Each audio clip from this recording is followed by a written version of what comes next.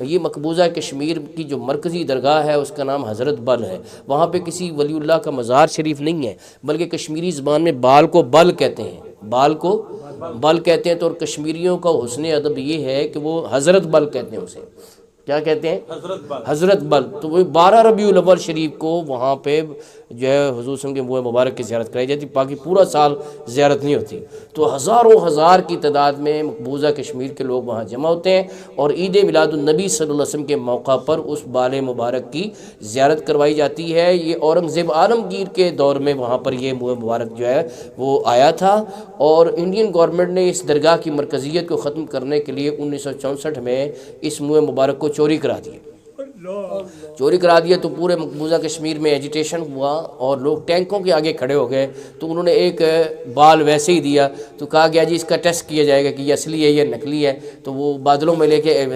دھوپ میں لے کے گئے، تو اس پہ بادل نے سایہ نہیں کیا، انہوں نے کہا جی یہ نقلی ہے، ہمارا اصلی واپس کرو۔ پھر انڈین گورنمنٹ کو اصلی واپس کرنا پڑا، اس کا امتحان ہوا، اسے دھوپ میں لے جایا گیا، اس پہ بادل نے سایہ کر دیا، تو وہ آج تک وہاں موجود ہے، ٹھیک ہے نا جی۔ تو کہنے کا مقصد یہ ہے کہ حضور صلی اللہ علیہ وسلم کے وہ مبارک کی برکتیں آج بھی واضح اور ظاہر ہیں۔ القول البدیع، مجھے حضرت قطب مدینہ مولانا ضیاء الدین مدنی کے پوتے ہیں ڈاکٹر رضوان مدنی، انہوں نے مدینہ پاک میں مجھے خود عنایت فرمائی تھی۔ القول البدیع علامہ امام سخاوی رحمۃ اللہ علیہ کی کتاب ہے، اور اس میں یہ واقعہ لکھا ہوا ہے جو میں آپ کو سنانے لگا کہ بلخ میں ایک تاجر رہتا تھا، اور اس کے 2 بیٹے تھے۔ جب وہ تاجر فوت ہو گیا تو اس کے مال وراثت میں 3 منہ مبارک تھے، تو دونوں بھائیوں میں جب وراثت تقسیم ہونے لگی تو وراثت تقسیم ہوئی، تو وراثت تقسیم ہونے کے بعد ان کا منہ مبارک بھی تقسیم کر لیتے ہیں، تو ہم بندے 2 ہیں، منہ مبارک 3 ہیں، تو بڑے بھائی نے کہا ایسا کرو کہ جو ہے نا ایک بال تمہارے پاس آ جائے گا، ایک منہ مبارک میرے پاس آ جائے گا، اور ایک جو تیسرا ہے اس کو آدھا آدھا تقسیم کر لیتے ہیں۔ تو چھوٹے بھائی نے کہا کہ نہیں یہ اچھی بات نہیں کہ حضور کے منہ مبارک کو کاٹا جائے، تو یہ رہنے دو۔ انہوں نے کہا تمہیں منہ مبارک سے ایسی ہی محبت ہے تو تم ایسا کرو ساری وراثت کا مال مجھے دے دو، اور تینوں منہ مبارک تم لے لو۔ تو چھوٹے بھائی نے کہا اور مجھے کیا چاہیے، ساری وراثت کا مال تم لے لو، اور حضور کے تینوں منہ مبارک میرے پاس آ جائیں۔ تو یہ القول البدیع میں یہ واقعہ لکھا ہوا ہے کہ ایک وقت آیا کہ بڑے بھائی نے سارا مال لے لیا تھا، وہ سارا مال فنا ہو گیا اور وہ کنگال ہو گیا، اور چھوٹے بھائی کے اللہ نے مال میں بھی برکت دی، وہ امیر و کبیر بھی ہو گیا، اور اس کے پاس حضور کے منہ مبارک بھی رہے۔ جب وہ فوت ہو گیا تو اس نے وصیت کی کہ یہ میری قبر کے اندر منہ مبارک رکھ دیے جائیں۔ جب وہ رکھ دیے گئے تو اس وقت کے اولیاء کرام کے خواب میں حضور صلی اللہ علیہ وسلم کی تشریف آوری ہوئی، اور آپ نے فرمایا کہ اس بندے کے مزار پر حاضری دو، جس کی کوئی مصیبت ہوگی، کوئی مشکل ہوگی، اس کے مزار پر حاضری کی برکت سے وہ مشکل دور ہو جائے گی، حاجت پوری ہو جائے گی۔ خود نبی کریم صلی اللہ علیہ وسلم نے حکم فرمایا کہ یہ اس شخص کا مقام ہے جس کے پاس منہ مبارک تھے، اس نے محبت کی تو اس کی برکت سے اس کا مزار بھی حاجتوں کو پورا کرنے کا وسیلہ بن گیا۔ لوگ کہتے ہیں مزاروں پر کیوں جاتے ہو، درباروں پر کیوں جاتے ہو؟ اللہ کے بندے مزاروں پر جانے سے اللہ تعالیٰ کی رحمت حاصل ہوتی ہے، اور وہ دعائیں بھی قبول ہو جاتی ہیں جو دعائیں عام طور پر قبول نہیں ہوتی۔ اللہ تعالیٰ اپنے بندوں کے قرب کی بدولت اور ان کے مزار کی برکت سے دعائیں ان کے وسیلے سے قبول فرما دیتا ہے۔ اگلی بات ایک اور سنیں، کشف المحجوب سے سنیں، داتا صاحب رحمۃ اللہ علیہ۔ کشف المحجوب کس کی کتاب ہے؟ سارے بولیں، حضرت داتا گنج بخش فیض عالم علی بن عثمان الحسنی کریم اجمیری رحمۃ اللہ علیہ کی کتاب ہے۔ اس میں یہ واقعہ لکھا ہے ابو العباس مہدی سیاری رحمۃ اللہ علیہ کا کہ یہ امیر کبیر آدمی تھے، اور لیکن یہ کسی صوفی نہیں تھے، بالکل دین کی طرف دھیان نہیں تھا۔ ان کو معلوم ہوا کہ ایک بندے کے پاس حضور کے منہ مبارک ہیں، تو انہوں نے قیمتاً 2 منہ مبارک خرید لیے، تو ان منہ مبارک کی برکت سے انہیں توبہ نصیب ہوئی، دین کی طرف دھیان ہوا، یہاں تک کہ وہ اللہ کے ولی ہو گئے، اور جب وہ دنیا سے رخصت ہوئے تو اللہ نے ان کو یہ عزت دی کہ دادا صاحب رحمۃ اللہ لکھتے ہیں کہ لوگ دور دور سے ان کے مزار پر حاجتیں طلب کرنے آتے تھے، اور لوگوں کی حاجتیں پوری ہوتی تھیں، اور دادا صاحب فرماتے ہیں کہ یہ امر تجربہ شدہ ہے کہ وہاں پہ حاجتیں پوری ہوتی ہیں، اللہ کے ولیوں کے درباروں پر حاجتیں پوری ہوتی ہیں۔ ابھی جو جن کا میں نے پہلے واقعہ سنا القول البدیع کے حوالے سے، اس میں یہ لکھا ہے کہ اس شخص جس نے منہ مبارک کی ساری وراثت کا مال دے کے منہ مبارک کو حاصل کیا تھا، اللہ نے اس کو یہ عزت و عظمت عنایت فرمائی کہ لوگ جب اس کے مزار کے پاس سے گزرتے تو سواری سے اتر جاتے، سوار ہو کر جانا وہاں سے خلاف ادب سمجھا جاتا ہے۔ یہ منہ مبارک کی تعظیم اور عزت کرنے سے اللہ تعالیٰ نے یہ رتبہ اور مقام عنایت فرمایا کہ حاجتیں پوری ہو رہی ہیں۔ آج لوگ کہتے ہیں کہ حاجتیں کیسے پوری ہوتی ہیں، کہ یہ تو ضعیف الاعتقاد لوگوں کی باتیں ہیں جی، کمزور عقیدے کے لوگوں کی باتیں، استغفر اللہ، اور کہتے ہیں جی جاہل لوگوں کی باتیں۔ تو میں آپ کو امام شافعی کی بات سناتا ہوں۔ کن کی بات؟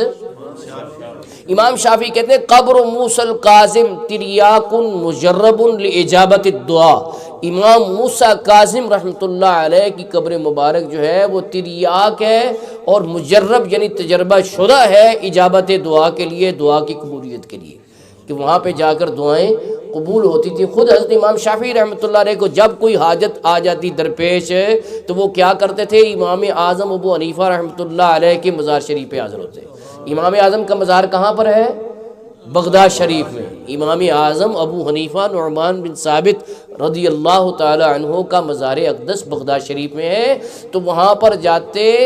تو جا کر 2 نفل پڑھتے اور اس کے بعد امام اعظم ابو حنیفہ رحمۃ اللہ علیہ کے مزار شریف کے پاس آ کر دعا کرتے، تو دعا کی برکت سے امام اعظم ابو حنیفہ کے مزار شریف کی حاضری کی برکت سے امام شافعی کی حاجتیں پوری ہو جاتی جی۔ اور وہ کہتے ہیں بہت جلد جو ہے نا میں نے دیکھا کہ دعا پوری ہو جاتی ہے امام اعظم ابو حنیفہ رحمۃ اللہ علیہ کے مزار شریف کے حاضری کی برکت سے۔ تو دعا یہ ہے کہ اللہ تعالیٰ ہمیں وہاں کی بار بار حاضری نصیب فرمائے۔ تو یہ چند باتیں میں نے سرکار دو عالم صلی اللہ علیہ وسلم کے منہ مبارک کی برکتوں کے حوالے سے بیان کی ہیں۔ تو میں یہ دعا کرتا ہوں کہ اللہ تعالیٰ ہمیں منہ مبارک کا ادب نصیب فرمائے۔ دیکھو عام زبان میں کیا کہتے ہیں، میں بیان کو وائنڈ اپ کر رہا ہوں، تو عام طور پہ ہم کہتے ہیں بال، لیکن اس بال مبارک کو ہم کہتے ہیں منہ مبارک، کیونکہ حضور صلی اللہ علیہ وسلم کے ایک ایک بال کا ادب کرنا ضروری ہے۔ حضرت امام ابن سیرین رحمۃ اللہ علیہ فرماتے ہیں کہ ان کے استاد سیدنا عبیدہ رحمۃ اللہ علیہ، ان کو بتایا گیا کہ ہمارے پاس جو ہے وہ منہ مبارک ہیں، تو انہوں نے کہا کہ میرے پاس منہ مبارک ہونا دنیا اور دونوں جہانوں کی دولت پاس ہونے سے زیادہ یہ بہتر ہے کسی کے پاس حضور کے منہ مبارک، یعنی وہ اتنا دولت مند ہے۔ حضور کے منہ مبارک آپ کے جسم اقدس کا جزو ہے نا، تو اس میں کتنی برکتیں اور رحمتیں پنہاں ہیں۔ تو یہ جو آج منہ مبارک تشریف لا رہا ہے، جس کا ہم تھوڑی دیر بعد استقبال کریں گے، کھڑے ہو کر استقبال کریں گے انشاءاللہ، یہ اس کی جیسے حدیث کی سند ضروری ہوتی ہے نا، ایسے ان چیزوں کی سند آج کل بے حد ضروری ہوگی۔ کیوں کہ جو لوگ ہیں نا اپنا مفاد پرست لوگ جو ہیں وہ جعلی بھی بنا رہے ہیں، استغفر اللہ ربی من کل ذنب، اور نلین پاک جعلی بنا رہے ہیں، جس پر کہ ہمارے ایک دوست ہیں سید زعیم الدین نعیمی، انہوں نے ایک پوری کتاب لکھ دی ہے اسلامی تبرکات میں ملاوٹ۔ جو نلین پاک بنا رہے ہیں اور ایسے وہ عیاری سے بناتے ہیں کہ وہ ایسے لگتا ہے جیسے اصلی ہے، یعنی بڑا پرانا اس کو شو کرتے ہیں، بناتے نیا ہیں لیکن وہ پرانا شو ہوتا ہے۔ تو انہوں نے یہ ان کو چیلنج کیا ہوا ہے کہ جو یہ کہتے ہیں یہ نلین پاک اصلی ہیں تو ہم اس کا ٹیسٹ کراتے ہیں، لندن میں ٹیسٹ ہوتا ہے، 1 لاکھ روپے لگتا ہے۔ تو سید زعیم الدین نعیمی کا چیلنج ہے کہ اگر اصلی ہوا تو ہم لاکھ روپیہ فیس بھریں گے، کیونکہ حضور کا نلین مبارک اصلی ثابت ہو گیا، پرانا ثابت ہو گیا، اور اگر نقلی ہوا تو پھر لاکھ روپے جس نے یہ بنایا ہوا ہے وہ بھرے گا، ٹھیک ہے نا جی۔ تو اس طرح سے وہ کتاب بھی آپ پڑھیں، نیٹ سے آپ کو مل جائے گی PDF میں، اسلامی تبرکات میں ملاوٹ۔ لیکن آج جو یہ وہ مبارک تشریف لا رہا ہے یہ سید زعیم الدین نعیمی صاحب لکھ لیے، اور فیس بک پہ ان کا پیج ہے میوزیم آف میلاد مصطفیٰ صلی اللہ علیہ وسلم۔ تو یہ انٹرنیشنل تنظیم ہے، لندن میں بھی اس کے اراکین موجود ہیں، پاکستان میں بھی موجود ہیں۔ مقصد ان کا یہ ہے کہ مفاد پرست لوگوں نے جو کمائی کا ذریعہ بنا لیا ہے، جگہ جگہ تبرکات، یہ جی فلاں کا جبہ ہے، یہ فلاں کا سا، یہ اتنے یہ تمہارے پاس کیسے آ گئے ہیں جی۔ تو کہنے کا مقصد یہ ہے کہ ہمیں اس کی سند ایسی طلب کریں جیسے حدیث کی سند، حضور کے ارشاد کی بھی سند طلب کی جاتی ہے نا، حوالہ پوچھا جاتا ہے، تو حوالہ پوچھنا کوئی بے ادبی نہیں ہے۔ اور حدیث کی درجات متعین ہے، ضعیف ہے، موضوع بھی ہوتی ہے، اور جو ہے وہ حسن بھی ہوتی ہے اور صحیح بھی ہوتی ہے۔ تو جیسے درجات متعین ہے ایسے اس کی بھی سند ہونی چاہیے۔ تو آج جو یہ تشریف لا رہا ہے یہ بڑے ہی ذمہ دار پرسن ہیں، دعوت اسلامی کے عظیم مبلغ ہیں، عالمی مبلغ اسلام ہیں، حضرت مولانا علامہ حاجی عبدالحبیب اتاری صاحب، ان کے توسط سے یہ جو ہے منہ مبارک حاصل ہوا ہے۔ تو وہ بڑے ذمہ دار آدمی ہیں، پوری دنیا میں تبلیغی اسفار کرتے رہتے ہیں۔ تو ان کے ذریعے سے یہ منہ مبارک حاصل ہوا ہے، تو لہٰذا یہ اس کی سند موجود ہے، انہوں نے اگر لیا ہے تو انہوں نے بڑی تحقیق سے ہی لیا ہوگا، تو اس لحاظ سے یہ ہم اس پر یقین رکھتے ہیں اور حضور صلی اللہ علیہ وسلم کی منہ مبارک کا ادب و احترام کرتے ہیں، اور ہم اس پر اپنی قسمت پہ ناز کرتے ہیں کہ ہمیں نبی پاک صلی اللہ علیہ وسلم کے منہ مبارک جو آپ کی طرف منسوب ہیں ان کی زیارت کا شرف مل رہا ہے، اور صحابہ کرام علیہم رضوان جو اس کے توسل سے دعائیں کرتے تھے، اس کے وسیلے سے دعائیں کرتے تھے، اور اس کے وسیلے سے حاجتیں پوری ہوتی تھیں، اور اس کے وسیلے سے فتوحات حاصل ہوتی تھیں، اور اس کے وسیلے سے بیماریاں دور ہوتی تھیں۔ میں نے یہ سارا نقشہ آپ کے سامنے کھول کر بیان کیا ہے کہ کیسے صحابہ اکرام علیہم رضوان ان کا اس پر عقیدہ تھا، اور آج بھی ان مبارک کا فیض جو ہے وہ دنیا کو حاصل ہو رہا ہے، اور ہمیں بھی انشاءاللہ